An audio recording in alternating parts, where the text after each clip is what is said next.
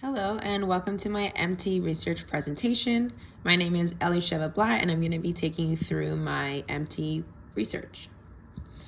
So to begin, my problem statement addressed, despite the increased awareness of mental health challenges among young people, elementary students with learning disabilities continue to disproportionately experience increased levels of social and emotional difficulties due to stigmatization and social exclusion within the learning environments.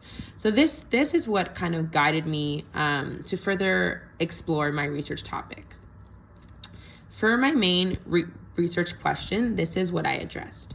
I query how primary junior teachers support students with LDs to foster social and emotional well-being. So this main research question then guided my three subsidiary research questions. The three questions that I addressed was, number one, what type of classroom environments contribute to the development of healthy social and emotional well-being for students with LDs? And two, what barriers tend to prevent students with LDs from adapting healthy social and emotional well-being?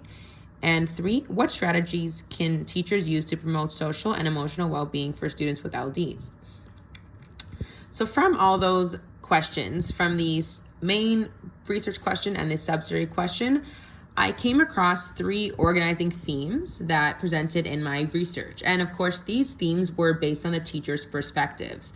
Just going back, I interviewed three teachers from one school board, and they were teachers that I knew had a background in mental health. I knew that these teachers implemented social and emotional learning strategies for their students, and I also knew that they worked with kids with special needs and or learning disabilities in the past and in the present. So from my research, I came across three organizing themes. The first one was creating an inclusive classroom for students with LDs. And this was touched upon in almost every one of my interviews out of the three. The urgency to do this at the beginning of the school year was something that the teachers emphasized. They said that it was needed to be at the beginning of the school year to create inclusive and welcoming and safe environments for students, for all students, and especially for students with LDs, as they often struggle to kind of adapt to the general classroom environment and also create meaningful connections with their peers. As well as they mentioned to prioritize building classroom climate in the classroom from the beginning, because they also mentioned that their peers, like their fellow colleagues, didn't always do this at the start of the year, and therefore students weren't feeling included and weren't feeling safe in the classroom environment because this standard of inclusion and safety wasn't established at the beginning. So going on to my second theme, it was the development of negative self-esteem for students with LDs. So this was something that reflected my findings, because a lot of teachers that I interviewed, the three, they mentioned that a lot of their students with LDs, they developed basically like a negative self-concept based on their grades. So because they weren't high achieving, or they weren't getting level 4s or A's or B's, they were impacted by those grades. And because they weren't at a standard of their peers, let's say at the level 4, they didn't feel as confident in their ability to learn, and they didn't feel as confident to make friends and to make meaningful connections with their peers. And also, a big thing that came up in the research was the negative self-talk. So students had called themselves dumb and stupid, and the teachers also witnessed other of their peers as well commenting on their ability to answer questions. Maybe they didn't answer fast enough, and then there would be side comments. So the entrenched negative self-image and self-talk was just something that came up in the research, and something that I found to be a major theme. As well as there is a social divide in the classroom amongst the students with LDs and the students without LDs. So this is something that they believed kind of divided the classroom, and because students with LDs often struggle to, maintain that social and emotional well-being. They often felt othered in the classroom at times.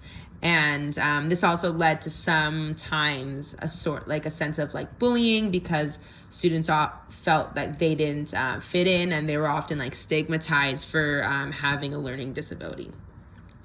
And for the last theme that I found, so the teachers were implementing social and emotional learning strategies for their students in order for them to, of course, develop a better mental health going forward into the older grades.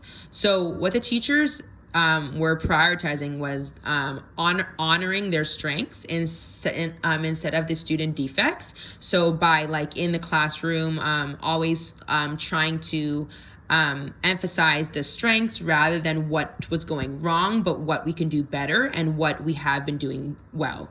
And also celebrating success publicly in the classroom was something that they found to be beneficial for students with LDs. So just remembering to always, give positive feedback and not just only negative, and also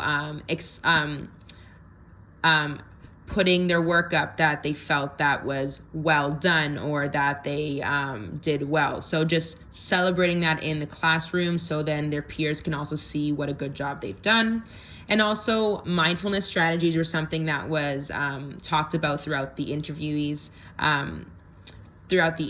because this was something that they found to be effective, and also something that they felt a bit supported by because of the resources online and everything that they had. They felt that this was something that they could do regularly in the classroom to kind of just help with self-regulation and help with a bit of empathy building and behavior in the classroom. And also moving away from that behavior management, those systems, so the point system, those green light, red light, those behavior management strategies was something that actually was harmful for students, because not always do students feel like these, reflect the way that they feel in the classroom. So just moving away from those systems, they felt that they bettered the students with LDs adaptment to the classroom. And so these were things that they found to be beneficial for students with LDs. And just the last of the findings, the teachers often use non-traditional strategies to target the development of self-regulation skills, confidence, and autonomy to support their students in the classroom. And this was something that they found because they felt that the administration wasn't supporting them in ways that they needed. So they had to use unconventional ways of doing mental health stuff in the classroom, doing SEL work in the classroom. So these were all the ideas that they found to be beneficial for students. And also it was dependent on the teachers to implement these such activities, because they felt that no one was telling them to do this from the board. This wasn't being directed at them to provide students with these learning strategies, but it was something that they had to identify themselves and then implement. And they also explained that for new educators new to the profession, it was something that they would often struggle with because they wouldn't have acquired those resources from their experiences throughout the years. And this is something that moving forward could hinder new teachers in the profession, because they need to collect all these resources themselves and then implement them in the classroom. So these were just things that the interviewees kind of mentioned for going forward, how we can look towards helping students in the future adapt better social and emotional well-being.